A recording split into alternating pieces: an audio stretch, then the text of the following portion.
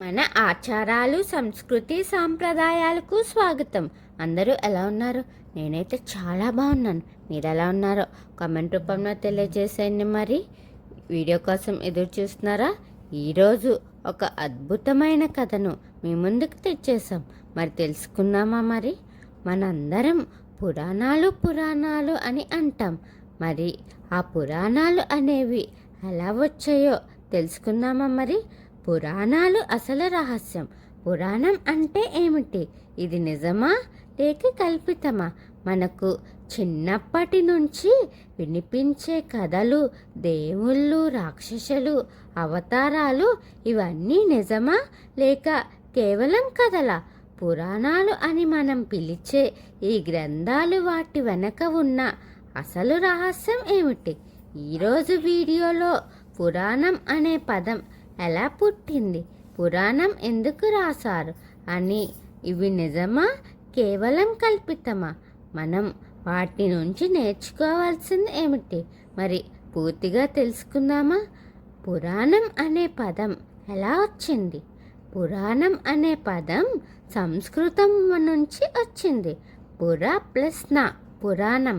పుర అంటే పాతకాలం, నా అంటే కథ లేదా వివరణ. ఇంకా ఒక అర్థం కూడా ఉంది. పురాణం అంటే పాతది అయినా ఎప్పటికీ కొత్తగా ఉండేది. అంటే కాలం మారిన మనిషి జీవితానికి ఉపయోగపడే సత్యాలు అందులో ఉంటాయట. పురాణాలు అంటే ఏమిటి? పురాణాలు కేవలం కథలు కాదు. వాటిలో 5 ముఖ్య లక్షణాలు ఉన్నాయి. పంచలక్షణాలు. సృష్టి, ఈ ప్రపంచం ఎలా పుట్టింది? ప్రళయం, ప్రపంచం ఎలా నశిస్తుంది? వంశాలు, రాజులు ఋషుల కథలు, మన్వంతరాలు, కాలచక్రాలు, దేవతల కథలు. ఈ విషయాలన్నిటినీ కలిపి చెప్పే గ్రంథాలే పురాణాలు. పురాణాలు రచించిన మహర్షి వేదవ్యాసుడు. ఆయన మనకు 18 పురాణాలు ఇచ్చారు.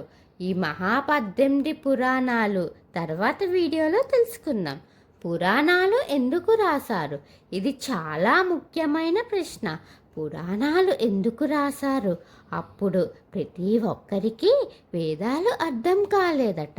వేదాలు చాలా క్లిష్టంగా ఉండేవి. అందుకే మహర్షులు ఒక నిర్ణయం తీసుకున్నారు.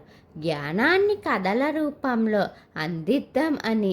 అందుకే పురాణాలు వచ్చాయి. వాటిలో ధర్మం, భక్తి, జీవితం ఎలా గడపాలి, పాప పుణ్యం, కర్మ ఫలితం, ఇవి అన్నీ సులభంగా అర్థమయ్యేలా కథల ద్వారా మనకు చెప్పారు. పురాణాలు నిజమా లేక కల్పితమా? ఇది చాలామందికి సందేహం. పురాణాలు నిజమా?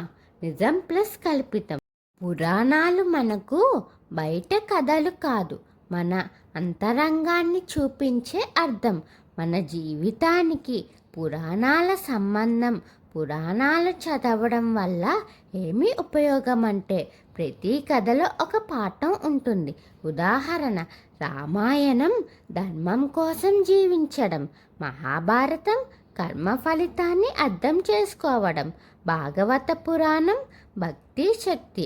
మన జీవితంలో కోపం రాక్షసుడు, ప్రేమ దేవుడు, మనసు యుద్ధభూమి.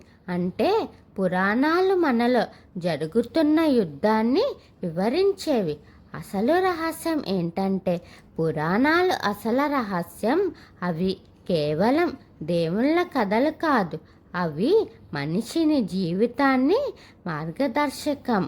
పురాణాలు మనకు చెప్తాయి, మంచి చేయాలి, చెడు దూరం పెట్టాలి, కర్మను నమ్మాలి, భక్తితో పురాణం అంటే గత కథ కాదు, మన భవిష్యత్తును మార్చే మార్గం.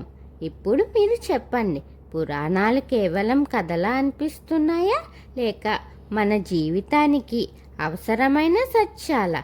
ఈ కథ ఎలా అనిపించిందో కామెంట్ రూపంలో కామెంట్ చేయండి. ఒక మంచి కథను తెలుసుకున్నాం కదా. మరి మరిన్ని రహస్య కథల కోసం ఎదురు చూస్తూ ఉండండి. మన ఆచారాలు, సంస్కృతి, సాంప్రదాయాలు వీటి మీద మీకు ఆసక్తిగా ఉంటే నా ఛానల్ని సబ్స్క్రైబ్ చేయండి. అలాగే పక్కనే ఉన్న బెల్ ఐకాన్ క్లిక్ చేయండి. నా వీడియోస్ని మీరు ఆదరించి లైక్, షేర్, కామెంట్ చేయండి. ఓం శ్రీ మాత్రే నమః.